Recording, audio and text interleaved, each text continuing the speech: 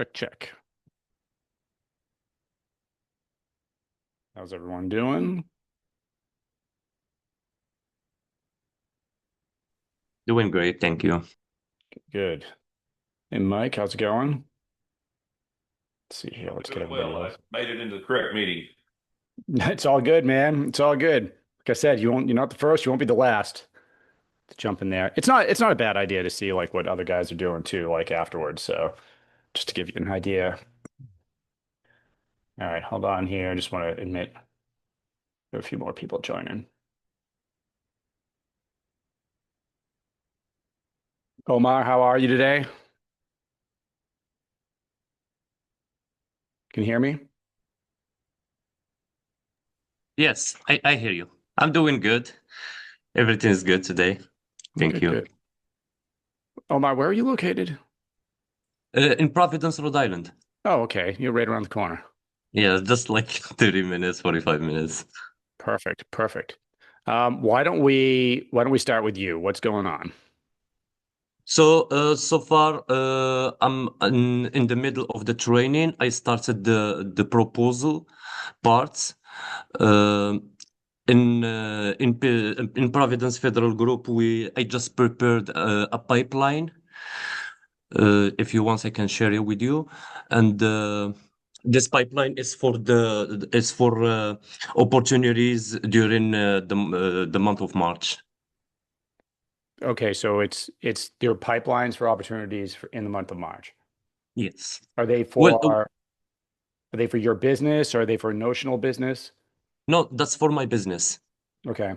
I'm And using your strategy to for the capture.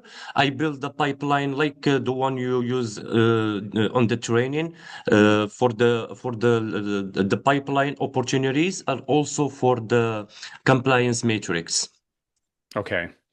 Uh, And now we're sourcing subcontractors that's gonna work with us because we don't have past performance. We are new, so we're gonna partner with some sub case just for their past performance, so we can get some contracts. did we talk about your business already? No. I didn't think so. What do you guys do?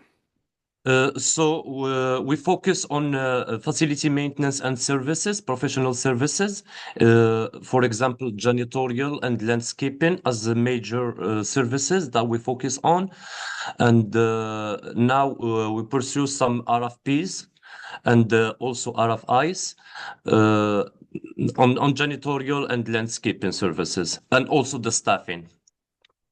Okay. In the beginning, we're gonna start by funding subcontractors that can work with us on these contracts. We are certified SDV OSB, so we pursue some SDV opportunities, and then You are certified SDV OSB. yes, SDV OSB and the woman owned and economically disadvantaged woman owned. Do you have commercial sales? We have a team, a commercial team, Okay. and we have a business development team. But so far, we don't have the technical team like the janitors. We don't have janitors on landscaper.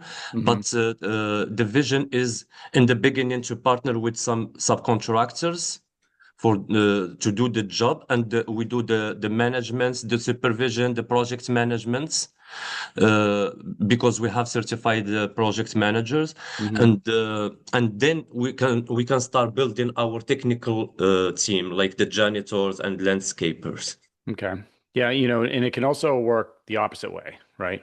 And you may find it's easier for the first couple of contracts to win subcontracts in the Yes, beginning. yes, Yeah, so I would probably start with two pipelines. I would probably have a subcontracting pipeline, and I would have maybe a sources sought pipeline or something like that's yes. probably what you're using, right?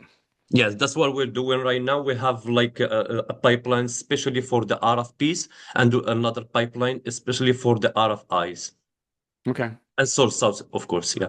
Yeah, sweet. And do we have hold on one second.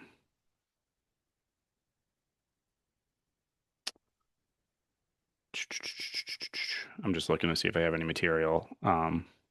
Did you already send me the pipeline or no? I don't, but I can share it with you right now if you want, Yeah, let's or I take a can look at share it. my screen. Uh, share, share screen. Can you see my screen right now? Yep, I see zero. So, okay. Let me see.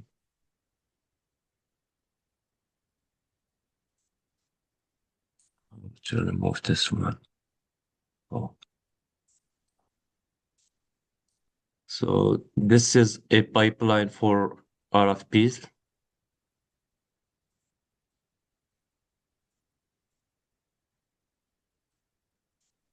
So right here we assign this is for the month, the proposal, who's gonna do the proposal for this opportunity. Hmm. So for example, we have Otman right here, we have Amr, and we have Mahmoud and Ihsan. So those people, they're gonna look for solutions. So each opportunity we have, we take it as a problem and we gotta find a solution. So whatever problem we have on the opportunity, who's gonna look for the solution first? The person, we assigned it to a person. Then right here, we have the due dates and time. As you know, we Okay, have a back office in Morocco, so I assign also the timing so they can know the difference. right. And we And have here the name of the opportunity, how we're gonna submit the proposal. So the submission we have either by email or by SamGov. hmm and then you have I see there's a column for site visits. Does that mean that does Yes. green mean you actually did the site visit? Now it means that this opportunity requires a site visit. Okay. In order to submit a Yes, in order proposal. to submit a proposal, you should attend the site visit. And there is the next quotes right here. So this site visit, information about the site visits or the timing, we should put Hmm. it in the site visit date. Then if this opportunity requires a past performance or not, if it requires a past performance from our company, or if they allow past performance from subcontractor. So are you going to, so for the one, I'm looking at one that had a site visit 10 March. Did you guys do the site visit? This one we didn't do the site visits, but S- now what we're gonna do, I was working on it this morning. We needed some information for the sub K, so we're gonna send an email. I wanted to ask you about that. We want to send an email to the contracting officer so we can get some information that we didn't find in the solicitation.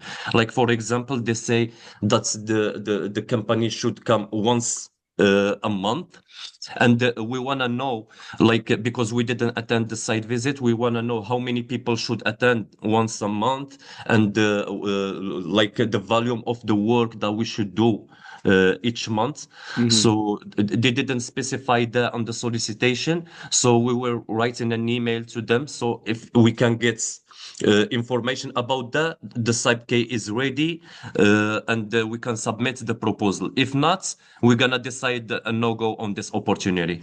Yeah, so you may you got a lot in here, and there's a lot of ways to sell to the government, right? And you've been through our training, so you know how Yeah. important meeting with them ahead of time is. But sources sought don't come out for everything, right? And so with some of this, there won't be a source of sought, but there will be a site visit, right? So I think might be a good test for you to like see, if you write proposals for a couple of these that require site visits and you don't do the site visit, I'd be personally very hesitant to award anything to a company that didn't go to the site visit and didn't know what they were getting into. So you may find that may be a disqualifier right off the bat for you or for the government. Just depends on how the solicitation's written. Um, the I see you have SDVOSB set aside. You guys are SDVOSB, and some of these are set aside for SDVOSB, and that frankly might be your way in, especially with the VA, right? Going in Yes. there. Um, a lot of LPTA there. Yes. A lot of companies, right, wrong, indifferent, price like so low that they're not making any money, to win their first contract just to get in there. But of course, you also you need a business model that makes money for your company, right? So, Yes. okay. So for us, for this like this opportunity, we still didn't decide if we're gonna go after it or not till we see if the governments give us the information we need. Hmm. If we get them, then yes, we're gonna go after this opportunity because the sub K did already same thing before and he has past performance doing it. So now the thing is we're gonna wait for the governments. If they give us the information we need, we're gonna go after it. If not, we're gonna just drop this opportunity. Okay.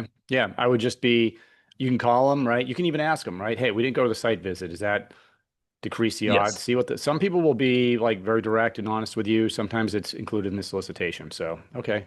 Well, good. I mean, Yes, that's a good point. Yes, I'm gonna add that. this is a good start. Yes. It is better than a good start. I mean, a lot of companies, multi-million dollar companies, are managing their opportunities out of a spreadsheet. Your next step is when you get the CRM, our CRM, you could dump it into that, or you can use your own CRM. But you are going to want a way of moving these opportunities to different stages and kind of quantifying everything a little bit easier, especially as you start going bigger and bigger, right? Because you see how fast these opportunities are adding up. So, Yes. I mean, I've managed pipelines with hundreds of opportunities in there.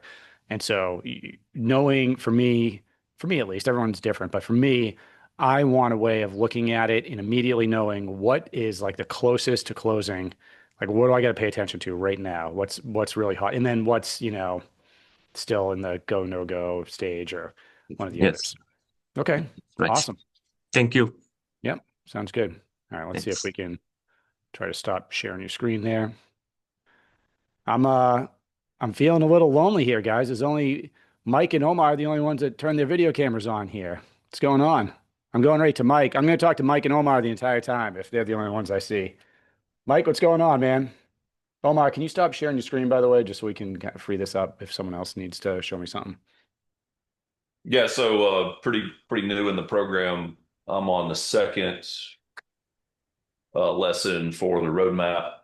But the good thing is, you know, at the same at the same time, I am already doing some submissions on source assault for Kalawahi. So because of the training and the market research that I've already learned in the first couple of lessons and Hmm. then the lessons before then, Yeah. it's helped out a lot. So I'm kind of going ahead because I'm already working for a company that I'm supposed to be. I want to say I'm supposed to be doing this for. I'm a security officer, but what Right. I want to do for them moving forward. So I'm in the initial stages of the roadmap. I'll be a lot further along this time next week, obviously, because I just started this, but I want to make sure I'm treating this like essentially like I have no contracting experience at all, even though I'm already working for Kalawahi. Hmm. So what I sent over to them today was the responses that were put in the source assault, along with the criteria, the 7 criteria where you match your past performance up with it.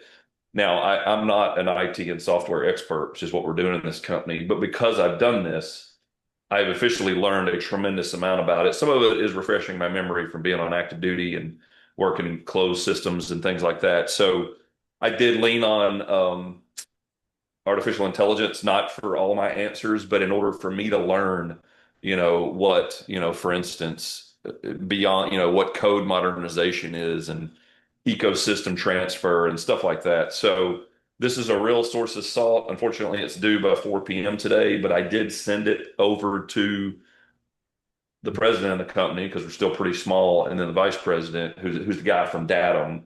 So he's going to look it over and see if it's worth, as he says, firing for effect to see what happens. It's just that me using it in the schooling as an Yeah. example of what I'll be doing. So that's what I've done over the past handful of days since we first Okay. started. No, that's awesome. Yeah, some of the things like with the sources saw it too. Um, Unlike a proposal, the sources saw it. You got a lot of leeway there, right? It says right in there, hey, we're not going to award a contract because of this. Although there is a way, there is a way in for that. But the bottom line is it's not being scored, right? So you could answer 3 of 10 questions and still turn it in, and you'd be fine. And you can add whatever you want to also. So unlike a proposal that might be restricted to say 10 or 20 pages, and then the rest of the pages get shit canned if you go over in a, oh, sorry for swearing. I see, Dan's got his daughter on his lap here. So got to watch my Boston vernacular. But, yeah, you could give them as much or as little as you want.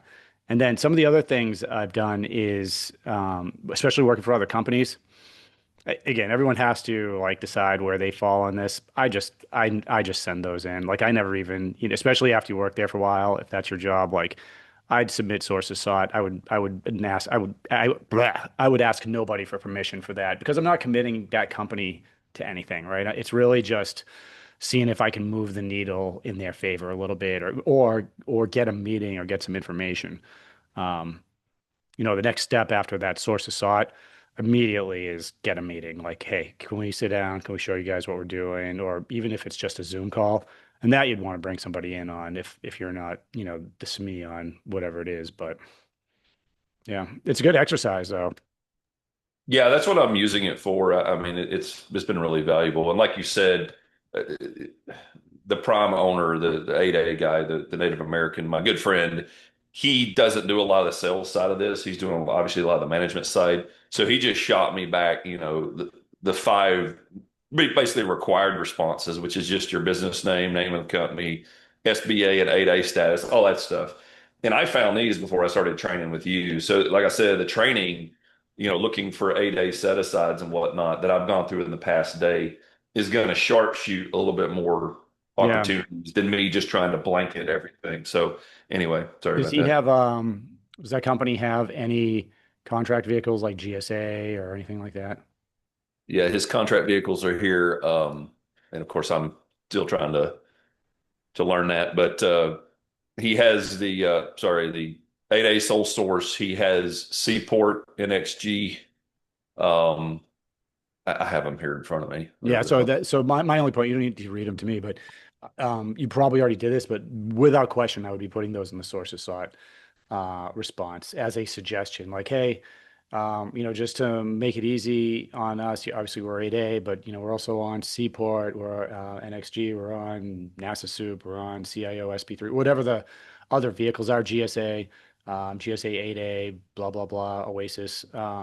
But whatever they are, I would list them all out because you're basically just trying to give as many options to that office to put you on contract as possible. And even because right now there's a lot of scrutiny on 8A companies on the federal side. And so there used to be a stipulation if there was an 8A sole source contract and it's being recompeted, it's going to be 8A again. It'd be hard not to do that. But now they open that up. I know that can go to SDV OSBs. Um, and the FAR is being rewritten kind of as we speak. But um, I would giving them those extra vehicles it just makes it easy on them, because you have no idea like what unless you researched it, what that office likes to use. So you're hoping that one of those options is an easy button for them, and that can help without even asking if they set it aside for Seaport NXG, or they have somebody there that uses that contract vehicle all the time. You might have eliminated 90% of the 8A companies that are trying to get in there. Yeah, Roger that. Yeah, the last thing about it is it's a first time requirement. So that I thought that was interesting. They're definitely in the market research phase. Okay, sweet. Yeah, sources sought. Absolutely. Well, I know you introduced yourself on Wednesday. Why don't you give you like a quick intro to the bigger group here? Yeah, my name is Mike Perry. Retired 30 November of this past year. Combination regular Army and National Guard career. Was an armor officer. Did a lot of contracting and COR work doing that. Last time I did it was in Kuwait. I was Udairi Range Complex OIC. Finished up my career in public affairs and information operations. Thus, I have my TSSCI that's still good to go. So I'm the field security officer for the company I'm talking about. It's a close friend of mine, and he came from the 51A or 51 series, like the boss here. And he started a business because he is Native American Indian and also 100% disabled as myself. And so got into this training because after being in real estate for several years, while being in the military as well, I kind of want to work a little bit more kind of B2B and more structured sales, maybe with a potential potential, what is the word you use all the time? Generational wealth there at the end if I can dig into this and get going. Real Yeah. estate's fine. Real estate's fine. I do it with my wife, but this is definitely something I think is a skill set of mine. Yep, absolutely. Definitely aligns. All right. Well, thanks. Welcome to the program again. And yeah, just keep us updated. If you have any questions on the sources side, let me know. Yeah, just make sure if you send it, make sure they confirm receipt. That's the other thing. Roger. Put it right in there. Dakota. Dakota's prior military also. Are you still in the Air Force or are you now officially separated? I officially separated 27 January, so I've been out Okay. for about 6 weeks now. And Gotcha. yeah, more big news. One of my fraternity brothers that owns a dental business DM me on the side when he found out I did contracting. Hmm. He was asking me about GSA schedules, and when I jumped into it, I found out there isn't really a GSA schedule for dental services. Hmm. Basically, they all flow under like these weird separate programs like FedVip and Concordia Umbrella or something like that. I'd have to have the sheet in front of me to look at them. And so I was like, oh yeah, dude, we can get you on a GSA schedule. Like, let me just, do some stuff here and look into it. Now that I'm looking into it, I'm like, holy crap, this is extremely complicated. Well, And I have, also before you, I pump the brakes for a second, and maybe I can help you off the side too, but make sure that agencies use GSA to buy dental services before you get him on GSA. If they're not using GSA, then it's a waste of his money.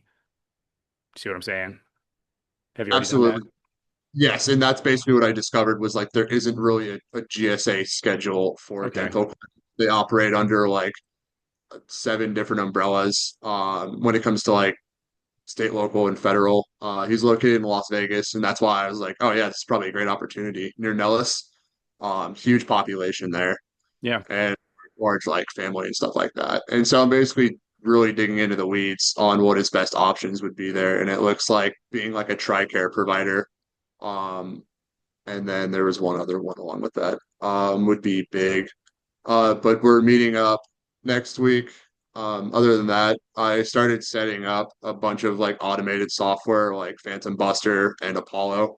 Now that everything in the business, like the base layer is basically set for sending invoices, receiving payments.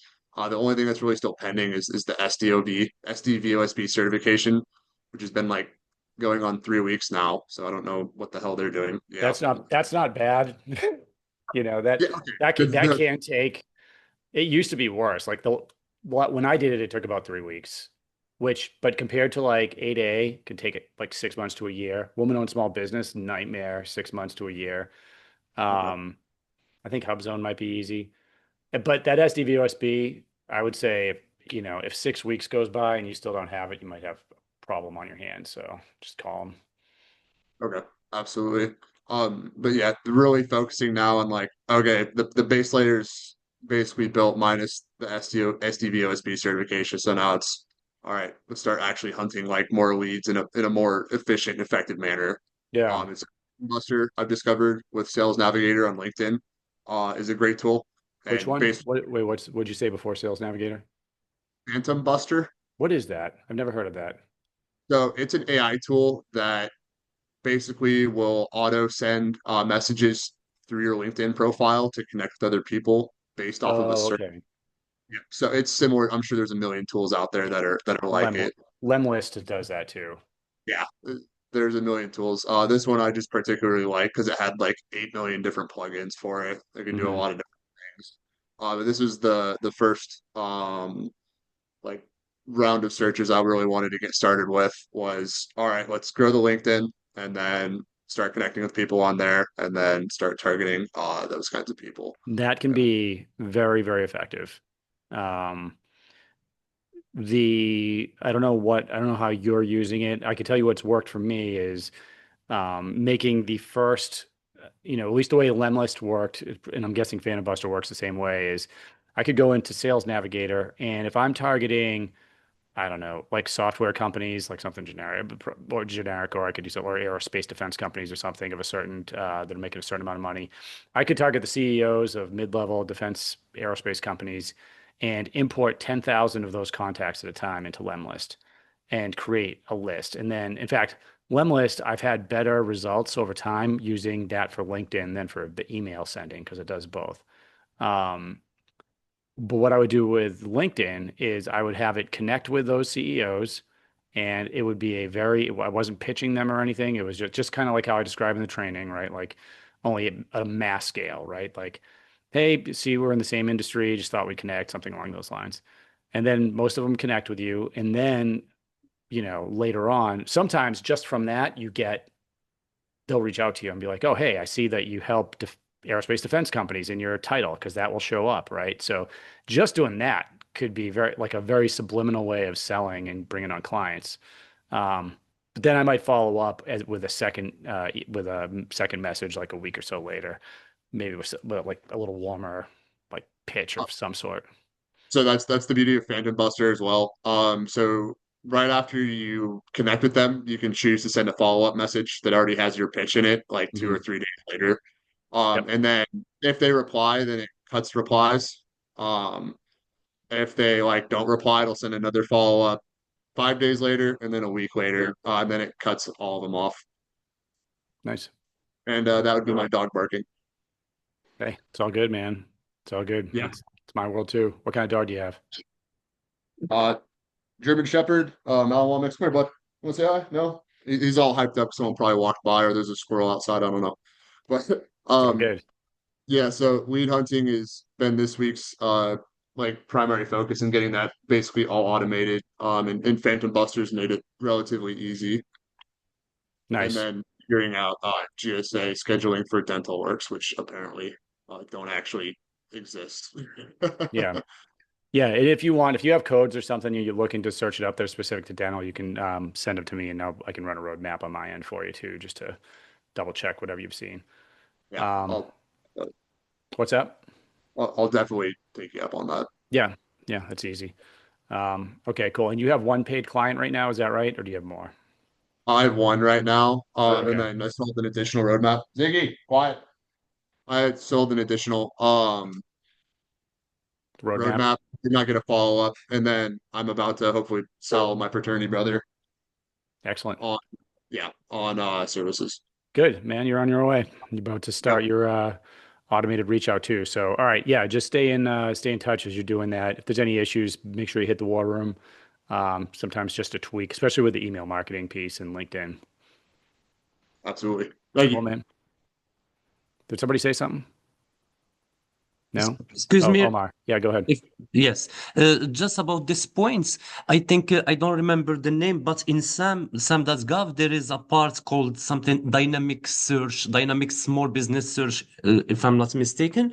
This part, as Dakota is also is DVOSB, right? So. In this part of SAM, you find bigger companies that are looking for joint venture with SDV, so they can go after an SDV opportunity, and they list their names right there. You should just highlight your company by adding like keywords, and then when they do their search, they may find you and then contact you directly for the opportunity to partner in. Yep. Yeah. Yep. You could definitely there's a couple lists you can add your business to for sure. In addition to just reaching out to ones that you want to work with. By the way, if anyone does end up looking at a joint venture, make sure you reach out to Mika, um, who specializes in that in joint ventures in 8A. So he's making a lot of tracks there. Sweet. Yeah. Thanks, Omar. Appreciate it. Brett Foster, with Air Force flag hanging in the background, pissing off Mike. Good. Uh, Um, well, how you doing, Rick? How's it going, everybody? Good, good. I had Hey, a couple. Brett, I know you haven't been in the group for a little bit, and we got some new folks on here. Could you just give them like, especially with your unique background, could you just give them like a couple sentences on your background and what you're doing? Sure, sure. So I was a Air Force, 32, so civil engineer. I was, active, a reservist, a GS civilian. All that was with the Air Force, and then I pivoted into consulting around 2015, and then I've really been doing this full time since about 17, 18. And really for the past couple of years, I've really specialized less in the consulting role and more as a fractional executive. So generally, either as a vice president, of GovCon programs for companies, totally dependent on on the size of the firm, but so like mid market and up, usually positioned there, or like as a fractional chief growth officer, that type of thing.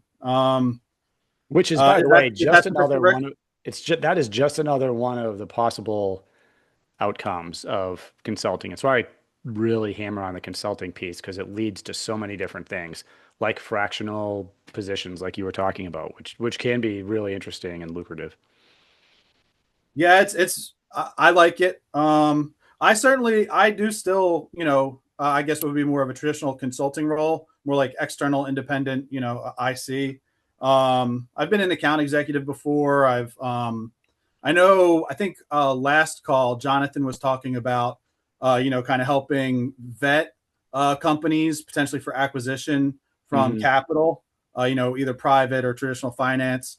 I'm involved with teams that do that as well, CONUS and OCONUS. I've tried a lot of things. Yeah, the fractional executive piece is very interesting. Highly recommended. Sweet. Okay, so before I ask you a question about that, what do you got going on? I just wanted to ask. I was actually interested on the.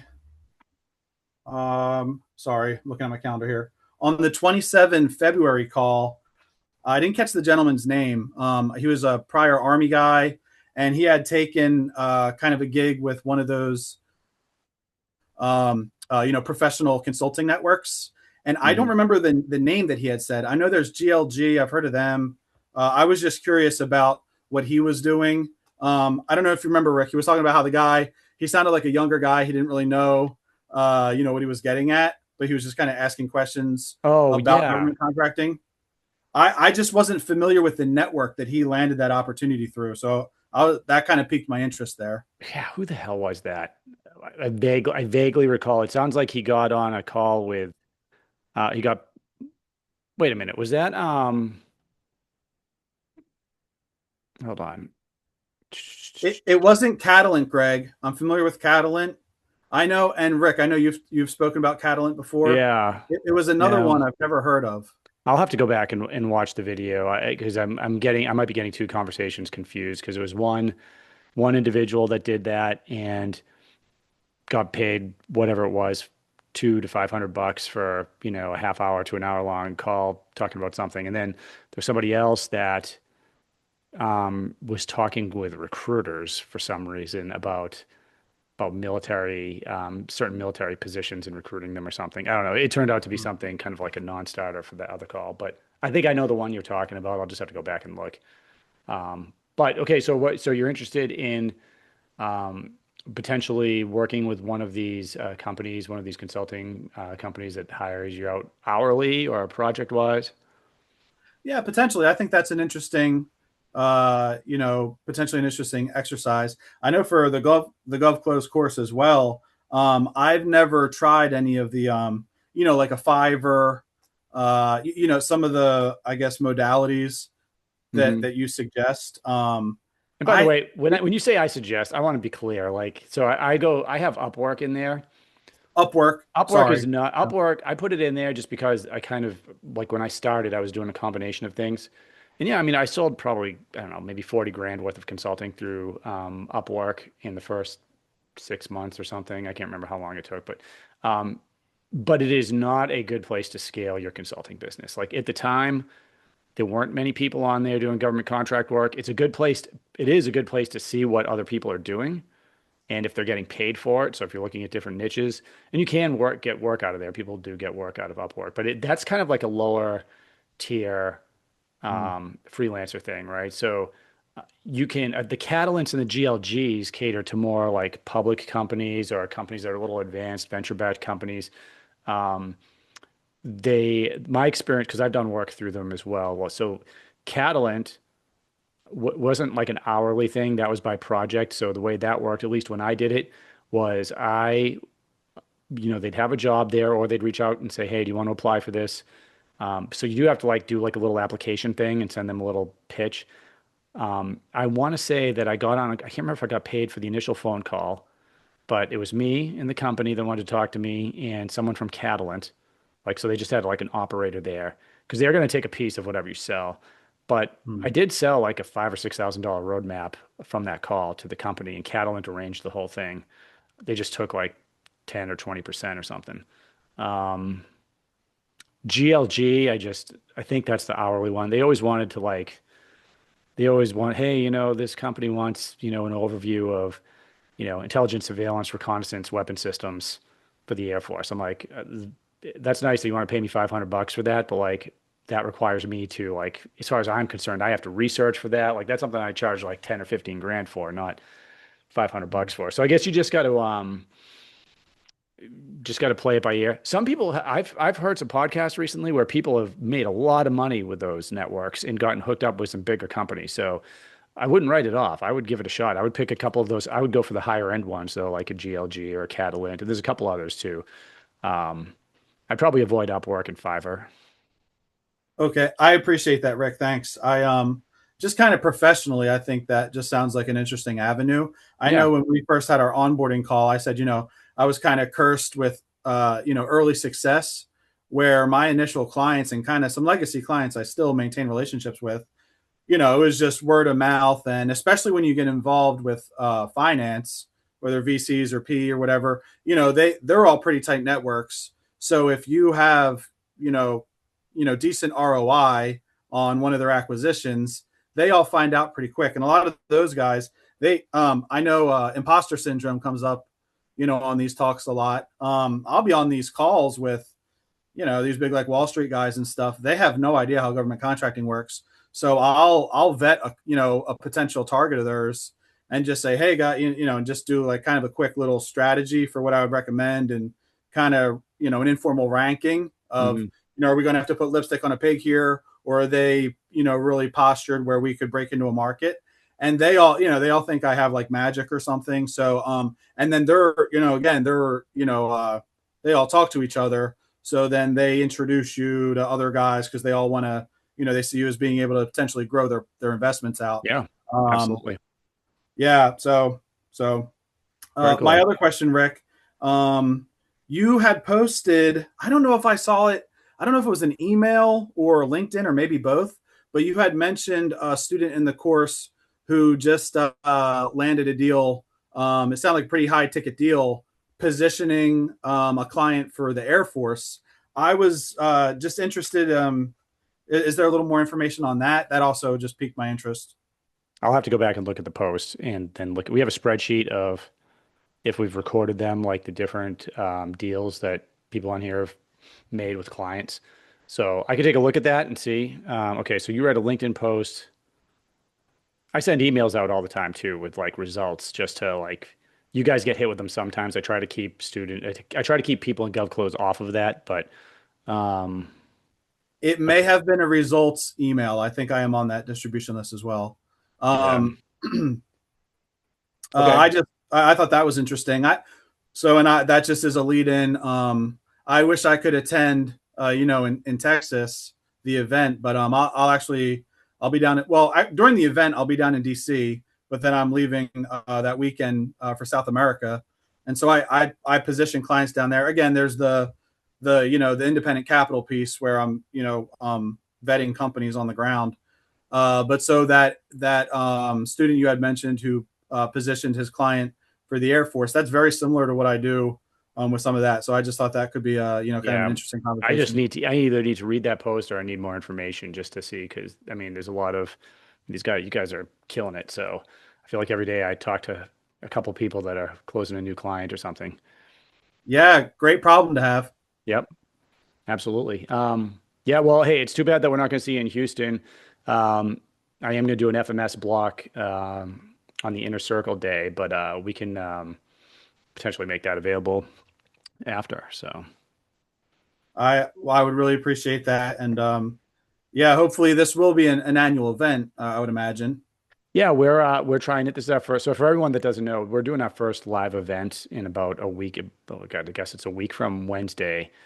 It's the 25th and the 26th of March in Houston. So the first day is like a workshop day. That's more designed for people that aren't in our program yet, right? And I mean, I'm in business just like you guys are. So that's kind of designed to like, hey, we're selling an event, but ultimately we want to bring anyone into the program that wants to be in it after they kind of see an overview. It's kind of like a GovClose light, I guess you could say, just giving them an overview of what you guys learn full time here. And then the workshop, the inner circle, that the next day, that's the one that's for everybody in the program. And anyone that buys a ticket to the inner circle can go to the workshop as well. So a lot of people are going to be there on both Wednesday and Thursday in Houston, Texas, the 25th and the 26th. The inner circle day is going to be great too. We have Colonel Orndorff coming in. He's going to give his overview. For you guys don't know, he's that 30-year contracting officer for the Air Force, three-time commander, DCMA, like every foreign military sales contract in Africa, in the Middle East, he managed.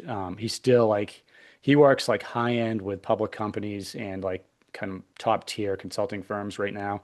But he's going to give a breakdown of everything that's changing in the FAR, and there's a lot that's kind of churning. And there's some interesting ideas too about how far it will go or not go. So that's going to be an interesting part of the day. It's all kind of advanced, like, hey, what next steps from what we're doing here?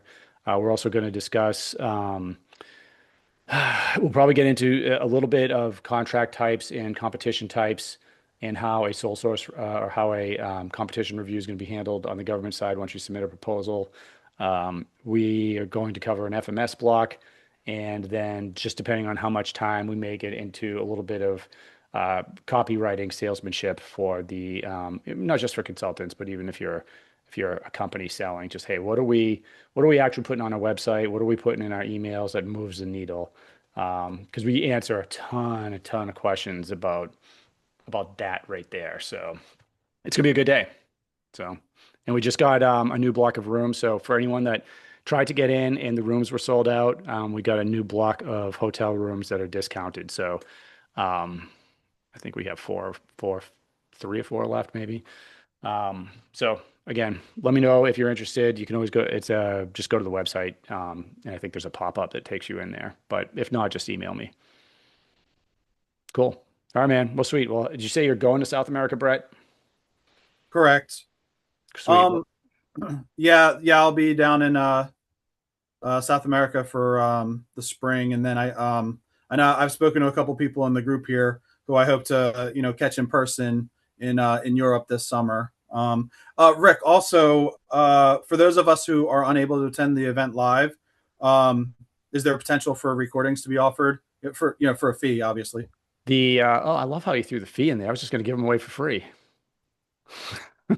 I wouldn't expect you to, but we do add if anyone doesn't know, I do add new programs. I don't charge you guys. Like I put new programs, new courses into GovClose pretty periodically. So yeah, always check back. I usually make an announcement when we have a new, like we just did one on funding that was added, and then the one before that was it was more proposal writing focused on compliance matrices and stuff. Proposal, there is a new video on the proposal parts. Say that again, Omar.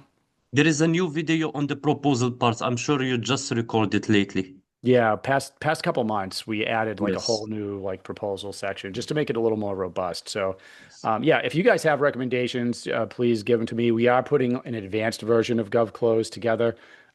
Frankly, I haven't decided how we're going to package that yet, Brett. But yeah, I'm trying to focus on the things that people are interested in. Foreign military sales is just one of those, but you have to have a solid grasp on the government contracting piece, the acquisition. I don't advise anybody to get into that until they have worked with several companies, clients, and gotten results on the regular acquisitions process. But as far as like next level foreign military sales, I was talking with I was talking with Colonel Orndorff the other day. There's got to be less than a couple thousand people on the planet that even understand the process, and there's probably, I mean, I could count. I think most of the consultants working in that space are in this program right now.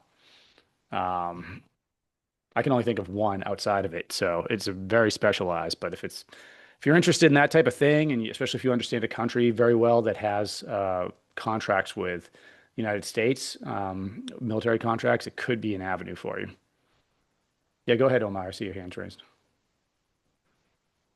It's two things. So I want to attend the live events. But when I went online to check, it says 3 days. But so you said now that what's focused on what we do is the second day, right? The first day it's Yeah, day the inner for new circle is people. the inner circle is hold on, let me just see if I can bring it up.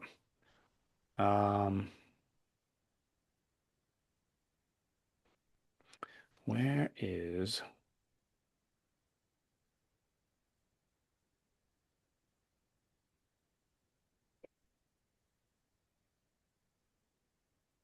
I'm gonna see if I can bring up the link so just everyone has it.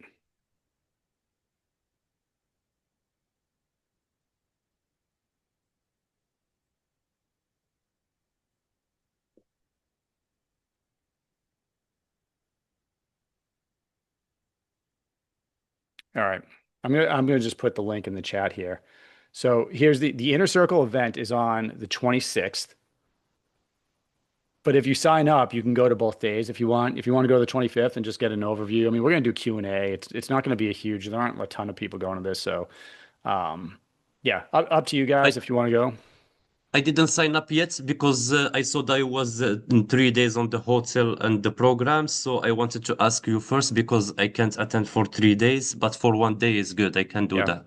26 is the day you want to be there for. And then yeah, some of us will go out to dinner that night and we'll have a, meet and greet and social hours and all that stuff. So, and a lot of people will be there the day before too. So, yeah, I'm looking forward to it. So if you guys are going, whoever's going, I'm looking forward to it, to seeing you there. I think it's going to be really good. Another thing, if you don't mind, just for the data on FPDS. Now, how can we find that on SAM? Say that one more time. The data that we use to find on FPDS. Now Mm-hmm. FPDS is gone. So do you know how can we find the same data in SAM.gov? Mm-hmm. Yeah, you got to log into SAM. I think you have to be logged into SAM.gov. Somebody correct me on that. Has anyone been power using the new SAM.gov? Uh, You- Yeah, that's You're true. You got to be you're logged in correct. with an actual login. okay. Yeah, so that was Connie. Yeah, so just go in there. What I would do, Omar, go into sam.gov. You might even do that now while we're on and log in and see if you can find it. If you can't find it by the end of the call, like as we get through the questions, I'll go in there and we'll see if we can find exactly where it is. All right, thank you. I've been in it before. It seems like I have to recreate the wheel every time I get in there. It's not intuitive. So sweet. All right. Are you going by MD now? What's this? Can't hear you. You're on mute. Can you hear me? Yep, On my loud and phone. clear. Can you hear me? Check. I got you. All right. What's going on? Oh, just trying to figure out how to get past this analysis paralysis and this non-compete or just competing with my company. So trying to finish up the certification stuff. Just got the selling and the email marketing funding blocks left. Taking arduous notes that once I clean them up, be happy to share. Basically dictating everything in there because try not to forget stuff. Doing stuff kind of sporadically, not consistently. But I threw in all my onboarding stuff for my employer into AI and just trying to get basically I can't figure out my niche. I feel stuck because Why? because I can't compete into the same areas that Leidos is doing, which is pretty much the niches that I wanted to go into.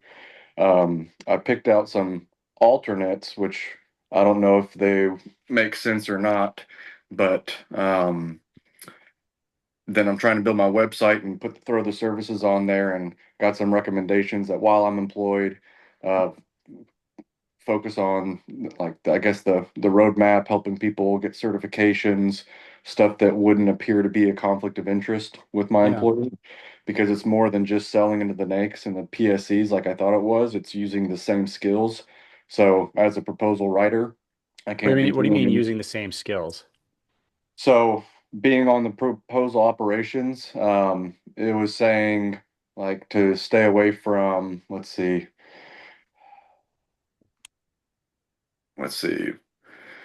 removing things like structured capture strategy, proposal development, competitive intelligence. I had on my bio on my website about, you know, mission aligning and how I've written over 90 proposals and $150 million in awards. Said to remove all that stuff. So it's Why? just says basically that this is trying to summarize it, but instead of being somebody at Leidos that reads it as advising small businesses on compliance and entry, it reworded it so it looks like I'm running more of a boutique capture firm while employed.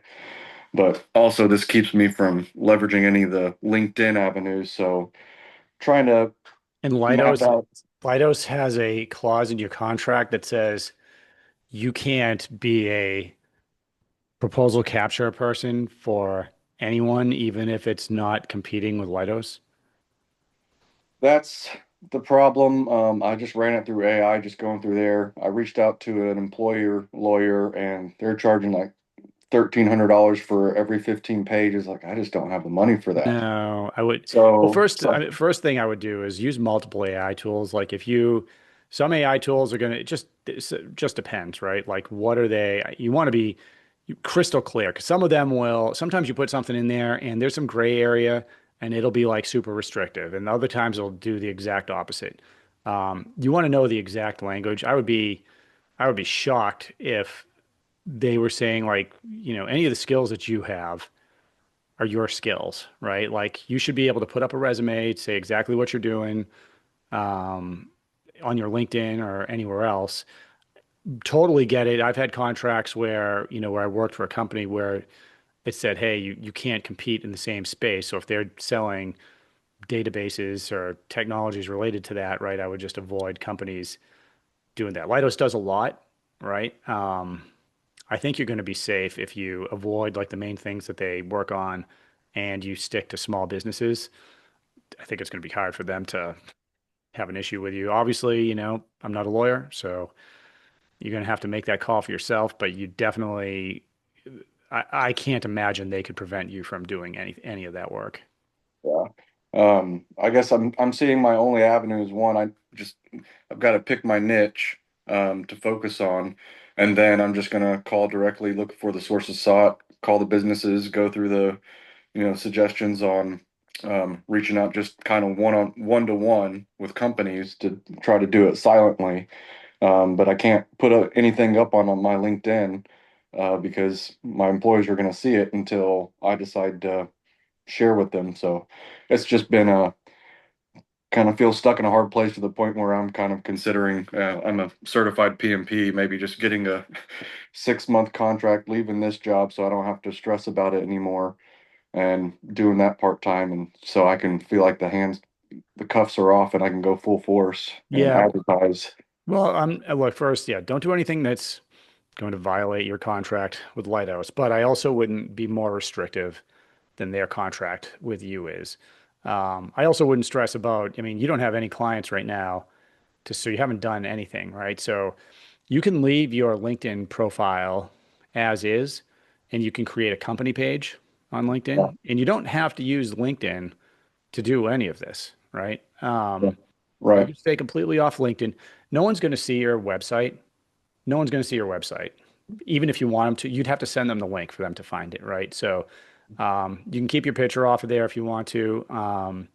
You just need something not generic. You don't have to even put your niche on there. So like for consultants, like don't sweat about your niche. Your niche, you don't even know what your niche is yet. You could spend a year trying to pick your niche only to find that no company will ever buy from you in that niche. Yeah, I always say like I've changed my niche, like I could change my niche every hour by just putting something different in the email and targeting a different list, right? So as a government contract consultant, you can help companies sell to the government, any company in any industry in a variety of ways, right? So yeah, start with something that has nothing to do with what Leidos is doing. You can pick these target lists randomly, and you can just use email marketing to get to them. You just don't even have to be on LinkedIn, and it works just fine. You could also go, what Brett was just talking about. You go to Catalent or GLG. If you wanted to go, then you don't even need a website. Just go to, if you just want to pick up a job or two, apply for some of these consulting gigs through like a Catalent or GLG and see if you can pick up some work that way. I remember that one. How do you spell that? Or the Catalan GLG or what is it? Catalant, I think. Catalent, and then GLG, and there's a couple others I've never tried before, but Yeah, I'm trying to get the Upwork built up just so people can maybe onesie twosie reach out to me because there's limited time to do stuff during the day having this job.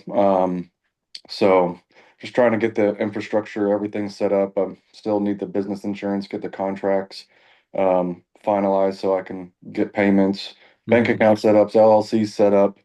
Um, yeah, just finalizing the website, but uh, yeah, it's trying to get there. Just feel You'll get stuck. there. You'll get there just one step at a time, right? So, um, once you're done with the training and all the deliverables, like let's just get the certification call scheduled. Um, as far as like mastering like the email marketing, you'll master that when you're doing it, right? You know what it is right now. Like I'd like to knock the certification call out with you and just get you into the war room. And then as you're Yeah, starting to you focus on just one thing at a time, and maybe it's Catalent and just going that way. But there's plenty of ways for this to work without having to like be broadcasting every step you're making on LinkedIn and some of these social media platforms. yeah. I was trying to look up the other three niches I was looking at that I showed Leidos not competing in, and one of them, being aerospace. I was kind of second guessing that one because I was just basically looking at the highest government spending on the PSCs that weren't in niches that they were in. And one of them is aerospace. And with me having the aviation background, but I was like, well, maybe that's not so good because those are normally probably massive prime contracts and not so much small business, but maybe I'm wrong.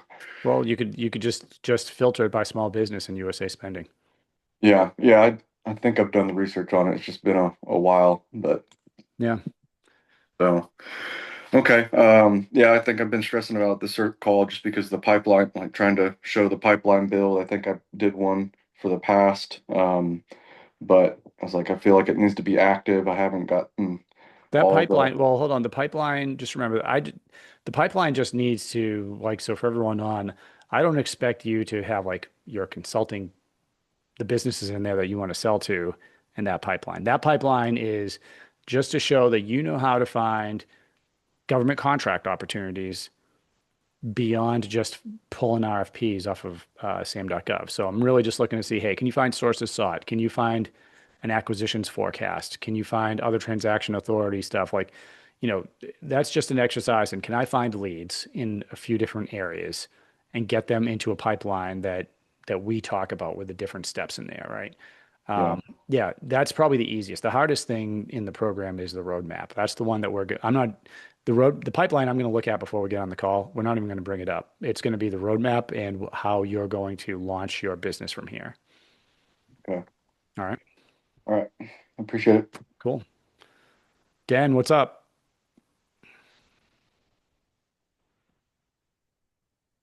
Hey Rick, sorry. Just a quick question regarding Lemlist. Did you say you use it for scraping as well, or just for the campaigns? Yeah, it's not, well, I guess in a way it's scraping. So Lemlist has a plugin for LinkedIn Sales Navigator. Hmm. And so if you have Lemlist and you have LinkedIn Sales Navigator, you can go to LinkedIn Sales Navigator and search up whoever you want to target, right? Hey, I want accounting firms like CEOs that make, between 5 and $30 million, whatever it is, in the United States. And so it might pull up 15,000 CEOs. It could pull up 40,000, like just depends on what you're looking for. It could pull up 200, right? Just depends on how. But what it gives you the ability to do is you can select in Sales Navigator all of them. You're using that plugin for Lemlist, and it says, hey, do you want to send these leads over to Lemlist? So you can choose up to 10,000 contacts at a time. Now, it doesn't take their emails, so you don't get their emails, but what it does is it ports over their LinkedIn profiles. So now in Lemlist, you can start a campaign that will use your LinkedIn because it's now connected to your LinkedIn, and it will send connection requests, it'll send messages. Yeah, and you can Oh, make that's it as, cool. yeah, it's really, I think that's Lemlist's, I think that's the best thing about it. Right.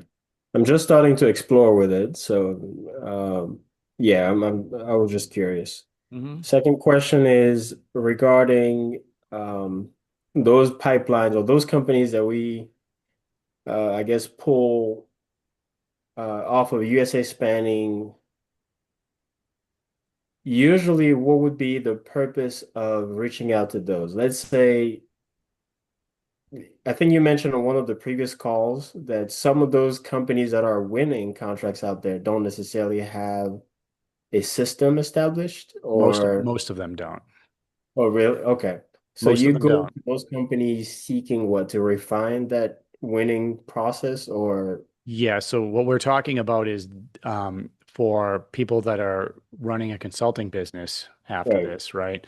Um, is using USA Spending to basically you're looking at that to build a list of companies that you're going to reach out to, right? This is one of many ways to do this. right, One way to do it, because what's nice about USA Spending is I can go in and I can go, all right, I want to target small businesses that are in like, I don't know, additive manufacturing or something, and that have contracts that have won up to like $20 million or something.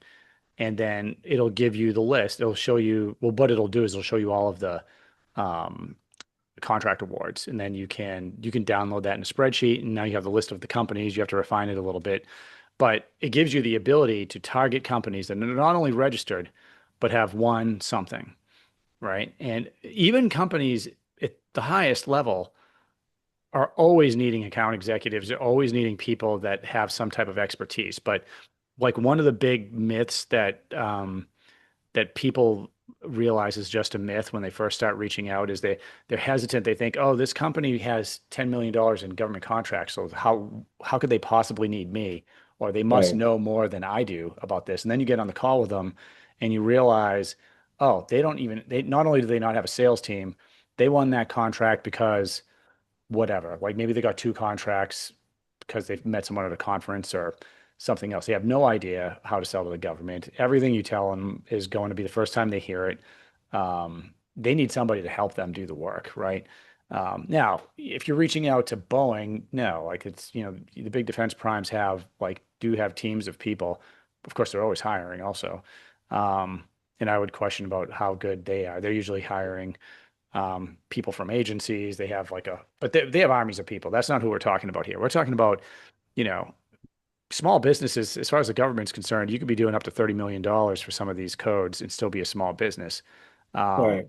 yeah, these companies that, even if they're doing 100 million, if they have 100 million over 5 years in sales, you still might see that they don't have like a dedicated account executive. Um, One of my best consulting clients was a tribal 8A firm, or Alaska native 8A firm, and they were doing like 50 to $100 million a year. Mm. They didn't have a full-time sales executive. So basically your messaging to those companies, you go out there inquiring about their process and asking if there's someone full-time dedicated to just growing that portfolio or I mean, there's no, I'm guessing you haven't been through the email marketing piece at the end for picking up work, but you can send that list anything. right, This is the art form of email marketing. In the reason we build this list is because if I build a list and all the companies basically are additive manufacturing companies, well, now I can tailor my message to companies that are doing that, right? If I make a list of companies that are have sold construction projects or roofing projects to the Army Corps of Engineers, right? And maybe this list they've only sold two jobs to them, right? Well, now my message to them could be, I help roofing contractors win consistently with the Army Corps of Engineers. And there's probably a million different variations of that. So you're just seeing what sticks, right? So subject line, email, and then the message is, I don't ask them if they have a full-time person. I don't give a shit if they have a full-time person. All I want is a phone call, right? So if it's like, hey, I help people do this. I found that you have a couple contracts with them. If you're looking to, for some assistance, respond back to this email and we'll hop on a call. Very, very short. Or, I help cybersecurity companies win or, use their GSA contracts with, Department of Energy, increase whatever. So, hey, if you're interested, respond back to this email. So it's just however good you are, it's sussing out what their problem is combined with that list. And then you want to get on a call with them. And then when you get on the call, you'll find out who's on their team. But, they probably wouldn't get on a call with you at all unless they're looking for help. Okay. And then for scraping, you mostly, I mean, you mentioned Apollo. What's the other website that you use or the other tool? Lemlist, Apollo. Okay. We talked about LinkedIn.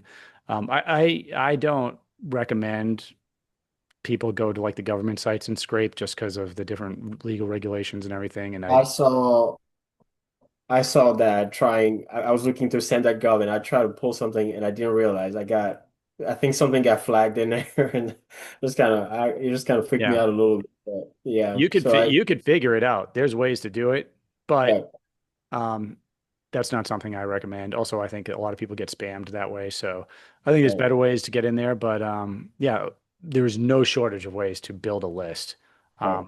And those are just a couple ways that I'm suggesting, right? You guys can, anyone could talk to Jack and probably find 50 different ways to do this that I haven't even thought of. Okay. My final question is regarding FMS. Is there anything like specifically for that right now? Is there a group that meets? Is there ongoing training or no? Okay. No, I don't have a module on FMS yet. Okay. That's something that I'm going to go over probably briefly on the Inner Circle Day. Just kind of give an overview and the basics. Plus, Colonel Orndorff's there, and he heavily involved. That's where I met him actually when I was managing Saudi Arabia's foreign military sales portfolio. He was the DCMA commander out there, but he was on the same assignment as me, but he had a much broader scope of what he was trying to manage. But he knows a lot, and he's still involved to some degree with these different countries. So I think it would be a good opportunity to give everyone in the program a taste of that. And there's a few people right now that, like Andres, I can see he's on. There's a few people in the program that are focused on FMS, and it sounds like Brett's doing a little bit of that too. So um, I'm it's definitely interested. I would love to learn a yeah, little bit. that's right. I remember from our conversation that you're not going to be at the Inner Circle though, I don't think, are you? In Houston? Yeah. No, I'm not. I'm not able to travel this time around. Okay. I'm just thinking here. Maybe we could schedule um a call with the people that are going to be involved with FMS, um, maybe after the event, and just have a little like hour-long powwow and see what's working for everyone. Okay. All All right. right. Awesome. Thank you. Cool. Yeah, no worries. Connie, I think you were next. I was actually just going to just jump in what Dan was saying in his your conversation before this last one about how a lot of companies really don't have a team, and I found this a lot, especially with companies who may have been tribal or Native Alaskan or Hawaiian or that are super 8As, right? Yeah. So when 8As first came out, it was kind of like a lot of companies that got into 8A, they were awarded sole source or set aside, but it was kind of like it was given to them because they were graduated and they got into the system. But a lot of these ones that I know have a really small, if any, business development team within, and because they're falling on that laws of being at 8A. And if you're not a super 8A, you graduate out in like what was it, 8 years, 7 years, and then at that time they have not built up. may have won $50 million, $100 million a year, but they've never built the knowledge of how to go after these that were outside of 8A or use their existing past performance and 8A knowledge to go and really build a successful non 8A program.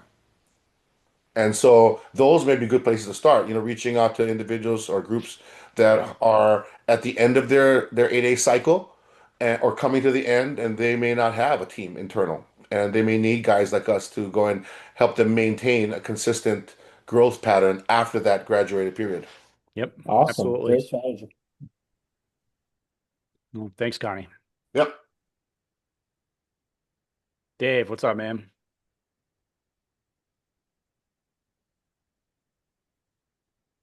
Dave, can you hear me? Yeah, can you hear me? Yep, loud and clear. Okay, good. Yeah. A couple of things. I wanted to say, I forget the guy's name. He was speaking earlier about his job with Leidos, or whatever.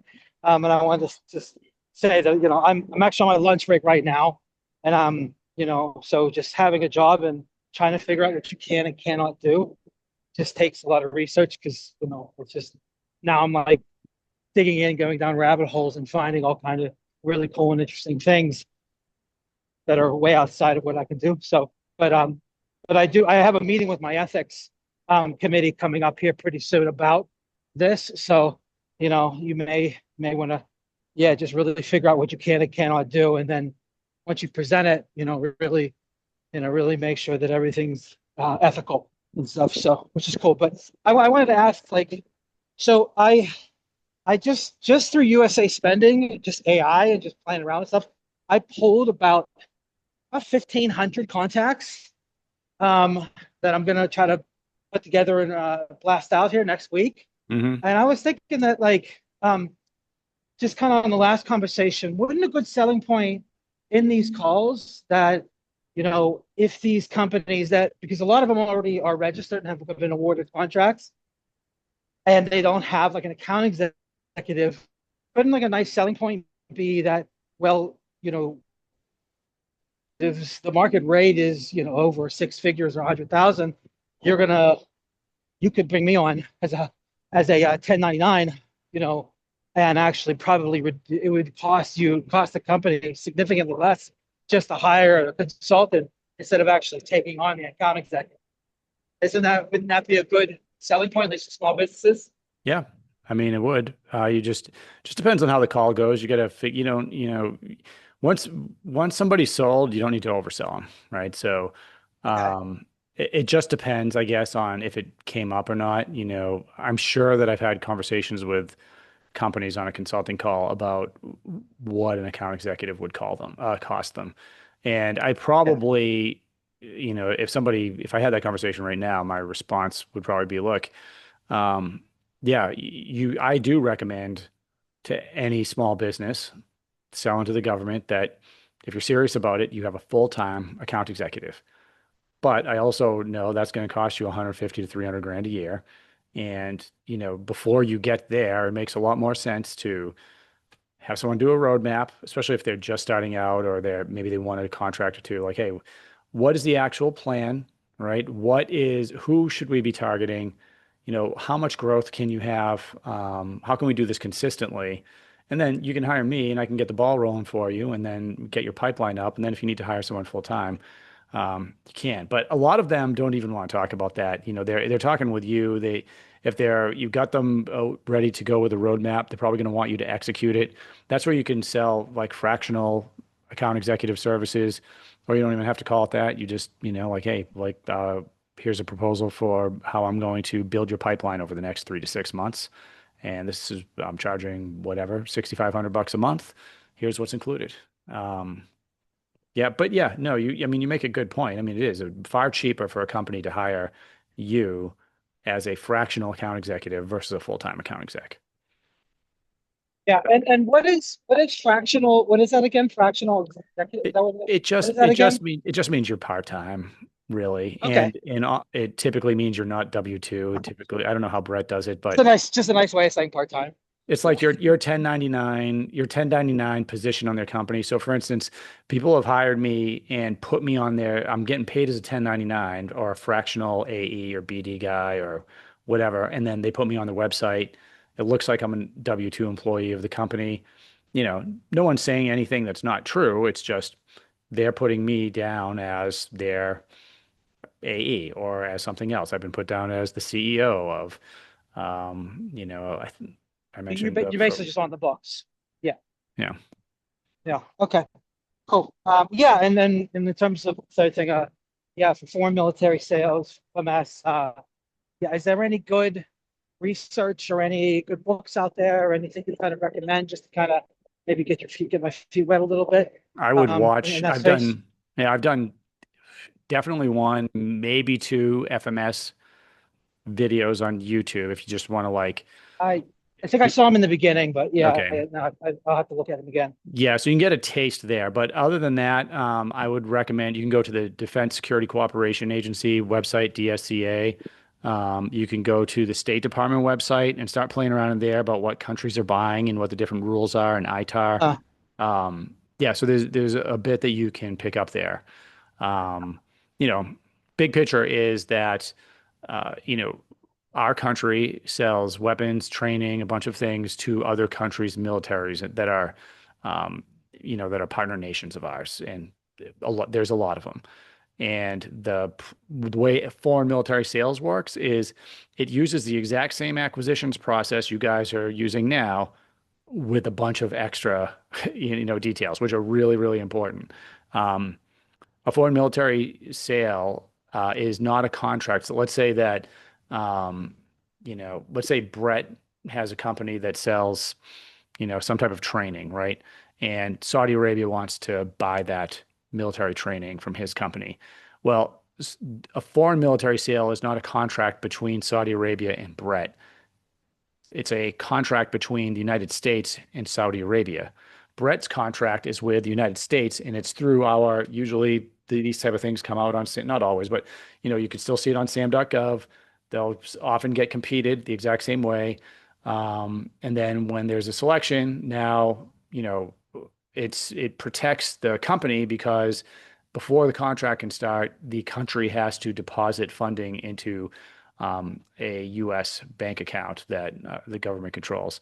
And so your contract's with the government, so you're protected, and they're going to enforce everything on the backside with the country. There is a lot that goes into that, and there is a lot. So, but it is really interesting, and a lot of companies would love to get into that space.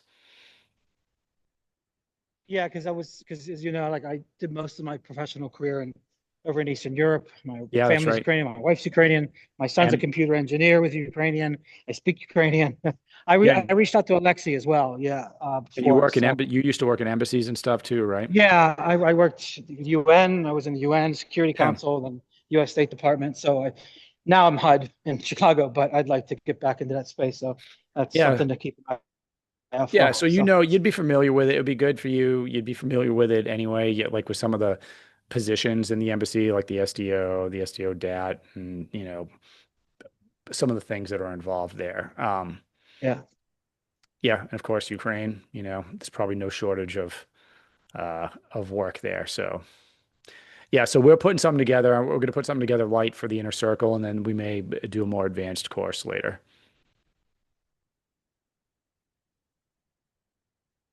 Still there? Check. Yeah, I'm here. So All right. yeah, thanks a lot. Cool, man. All right. Anyone else? It's after 3, so at least my time. So let's see, what do we got? 17 people on right now. Any questions that did not get addressed?